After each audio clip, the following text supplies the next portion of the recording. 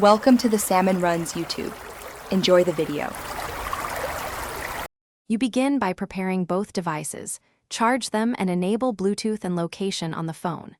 Open the Watch Companion app you installed because it orchestrates the connection and updates. Once done, power on the watch and choose pairing mode. This makes the device discoverable. Make sure you accept permissions when prompted.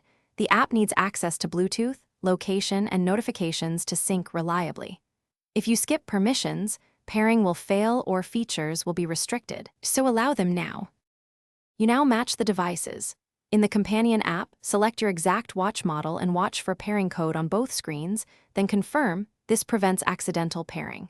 Next, sign into the Companion account. Cloud backup links your settings and health data across devices. Once signed in, configure which apps and notifications you want mirrored, because syncing everything can drain battery. Use transitions to guide choices. If you want alerts only for messages, disable others. This controls data flow and power use. Finish by checking for firmware updates in the Companion app and installing them. Updates fix compatibility issues and improve battery life. After updating, restart both devices to finalize settings, then test calls, notifications, and activity sync to confirm everything works. If something goes wrong, first toggle Bluetooth and reboot both devices. If that fails, unpair and repair from the app or clear the app cache. These steps resolve most problems. One key tip: make sure the Companion app runs in background.